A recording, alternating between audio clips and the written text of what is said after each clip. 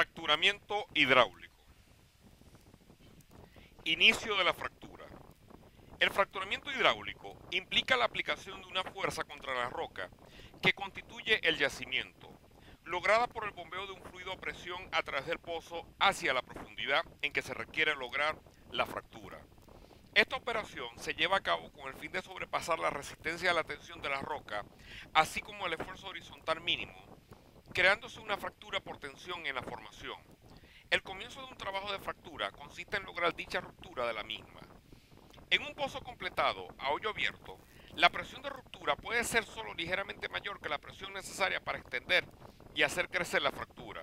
Sin embargo, en un pozo completado con revestimiento y cañoneo, la presión de ruptura puede ser significativamente mayor. El nivel de la presión de ruptura está relacionada con la eficiencia con que el fluido comunica su presión hidráulica a la roca del yacimiento. Si existen muchas perforaciones abiertas y limpias y el fluido puede penetrar fácilmente en la matriz de la roca, el fracturamiento de un pozo a hoyo abierto será similar al de uno con perforaciones. Si existen limitaciones para la comunicación de presión, el nivel de la misma a nivel de ruptura se incrementará. Una vez que ocurra la ruptura y la fractura ha sido iniciada, desaparece el efecto de la resistencia a la tensión de la roca, ya que la misma ha sido vencida. Tal como en la siguiente imagen se presentan las direcciones de los esfuerzos principales y las orientaciones de la fractura. Como podemos observar de manera vertical, tenemos un esfuerzo principal menor, tenemos un esfuerzo principal menor de manera horizontal y un esfuerzo principal menor igualmente horizontal.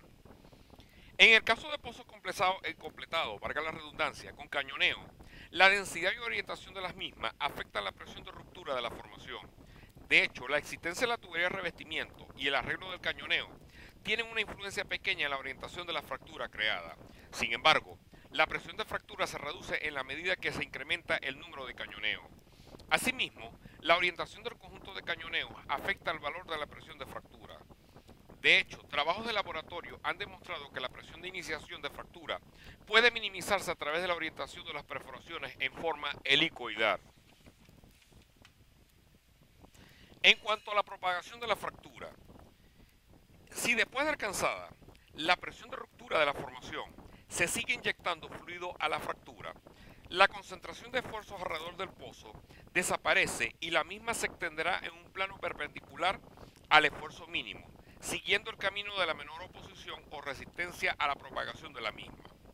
Para la mayoría de los casos, el esfuerzo mínimo es horizontal, por lo que la fractura generada es vertical. Cuando exista diferencia entre los esfuerzos horizontales, existirá una dirección preferencial para la extensión de la fractura vertical. En la siguiente figura se muestran las condiciones actuantes en la propagación de una fractura vertical. Por otra parte, en el caso de la existencia de fallas inversas o que se haya producido erosión de estratos superiores, repito, se hayan generado erosión de estratos superiores al estrato de interés, la roca puede estar sometida a esfuerzos horizontales compresivos mayores que al respectivo vertical.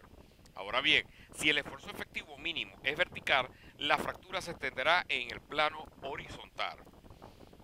Ahora bien, para mantener la fractura abierta después de su iniciación, la presión en la fractura debe exceder la presión de poros en una cantidad igual al mínimo esfuerzo efectivo actuante sobre la roca.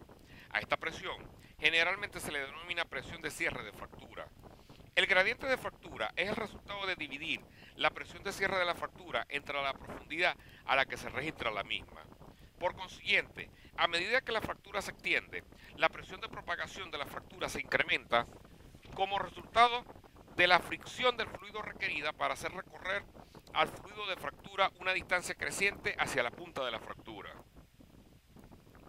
Ahora bien, otro factor que puede ocasionar el incremento de la presión de propagación de la fractura es la posibilidad de que la presión de poro en la roca, cerca de la misma, pueda ser incrementada por filtración de fluido. Seguidamente, la presión en la fractura excedente de la presión de cierre de fractura corresponde a la presión de fractura neta, la cual, repito, corresponde a la presión de fractura neta, la cual hace que la fractura se abra e incremente de espesor.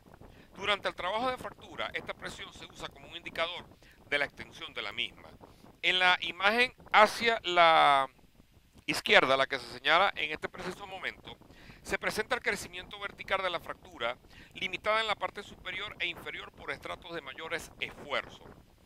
Ahora bien, en el caso de pozos con revestidor, la localización de las perforaciones puede afectar la dirección de crecimiento de la fractura en las cercanías de la cara del pozo, aunque probablemente solo por pocos pies. De acuerdo a investigaciones de laboratorio y de campo, la presencia de pequeñas fracturas naturales no alterará la dirección general del crecimiento de la fractura.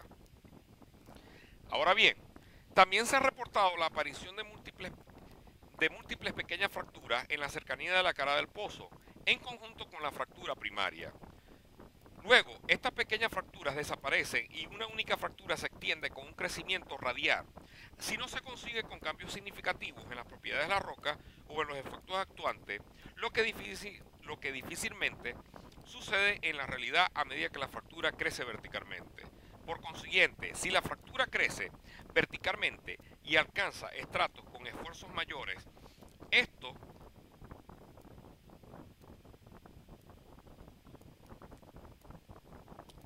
valga la redundancia, limitará tal crecimiento vertical haciendo que el mismo sea en longitud o espesor diferente. Ahora bien, en algunas formaciones, la fractura puede encontrar un contraste de esfuerzo solo en uno de los estratos confinantes del estrato objetivo, por lo que la fractura se extenderá hacia el otro estrato, tal como se presenta en la figura central de la lámina. Esta representa la presencia de contrastes de esfuerzo solo en uno de los estratos limitantes de la zona de interés.